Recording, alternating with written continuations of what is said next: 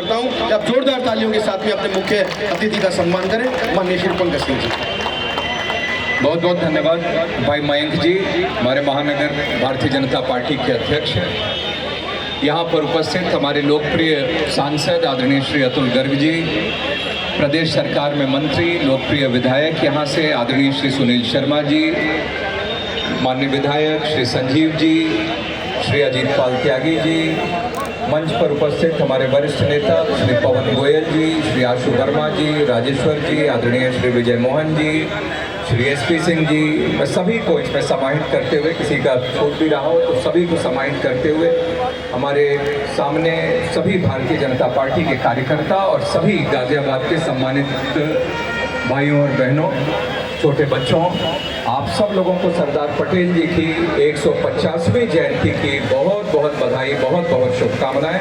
हम सब आज पूरा देश सरदार पटेल जी को याद कर रहा है, उनको श्रद्धा सुमन अर्पित कर रहा है। और सही बात है कि सरदार पटेल जी के बारे में जैसा आदरणीय सुनील शर्मा जी ने सब चीज़ें बताई हैं कि कैसे 550 से भी अधिक रियासतों को भारत को एकीकृत करने के लिए, एक करने के लिए उन्होंने मिलाकर भारत देश का यह भौगोलिक स्वरूप हम सब लोगों के सामने रखा। और उस वक्त वो जानते थे कि अलग अलग अगर ये रियासतें चलती रहीं तो अगल बगल के देश, ये भारत का एक तो ये स्वरूप न होता और भारत इतना मजबूत और सशक्त न होता।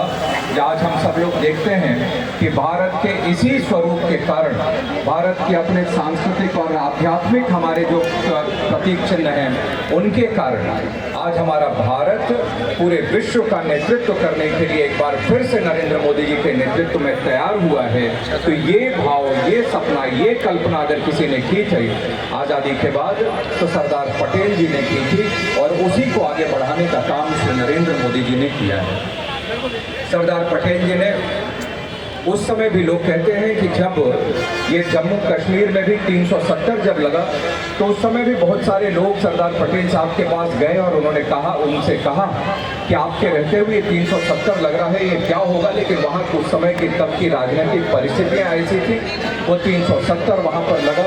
और अपने देश का हिस्सा रहते हुए भी जम्मू और कश्मीर एक अलग रियासत की तरह, एक अलग राज्य की तरह, एक अलग संविधान और विधान लेकर वह चलता रहा। एक विधान और एक निशान का जो नारा हम लोगों ने दिया था उसको तो अब हम लोगों ने हासिल कर लिया। तो वह कैसे, तो उस समय सरदार पटेल जी ने कहा,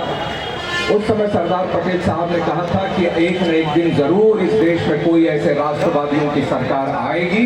जो इस 370 को कागज के पन्ने की तरह ये फाड़ कर उस संविधान को हवा में फेंक देगी और अपने इस कश्मीर को भी अपने देश में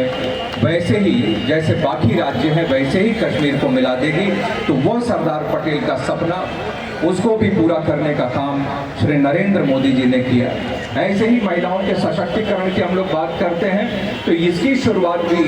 उस समय सरदार पटेल साहब ने 1919 की बात है, जब वहाँ पर उन्होंने नगर पालिकाओं में महिलाएं भी चुनाव लड़ सकती हैं, ये प्रस्ताव उन्होंने पास किया। और आज हम सब लोग देखते हैं कि संसद में भी नारियों के लिए भी, महिलाओं के लिए भी संसद में भी उनकी भूमिका हो, उनका एक आरक्षण हो, यह भी नरेंद्र मोदी जी ने करके दिखाया है। तो सरदार पटेल साहब की जो सोच थी, जो उनका सपना था, उसको साकार करने का काम सही मायने में श्री नरेंद्र मोदी जी ने किया है। और जो सम्मान भी मिलना चाहिए था सरदार पटेल साहब को,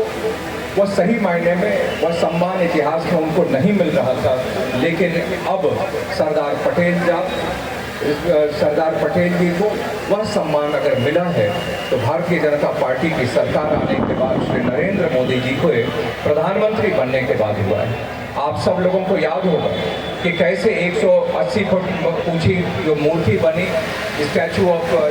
यूनिटी जिसको हम सब लोग कहते हैं, और वह स्टैचू ऑफ यूनिटी भी आज विश्व में सबसे ऊंची मूर्ति के रूप में आज गुजरात में वहाँ पर स्थापित है। ये नरेंद्र मोदी जी के आने के बाद हुआ। और उस समय का आप लोगों को ध्यान होगा कि कैसे पूरे देश से, एक एक गांव से उस समय अपने लोहे के औजार और लोहे के जो सामान थे वो ये पूरा देश अपनी तरफ से उन्होंने दान किया और तब जाकर उसे statue of unity Sardar Patel साहब की बनकर वो खड़ी हुई, वो अपने आप में हम लोगों को गर्व दिलाता है। और आज वह राष्ट्रीय एकता दिवस के दिन जब हम लोग इसको सरदार पटेल साहब की 150वीं जयंती के रूप में हम लोग मनाते हैं, तो वह सरदार पटेल जी के द्वारा किए गए अपने देश के लिए जो उनका सपना था, जो उनका संघर्ष था, जो उनकी तपस्या थी, त्याग थी, उसको वह समर्पित है। तो ऐसे सरदार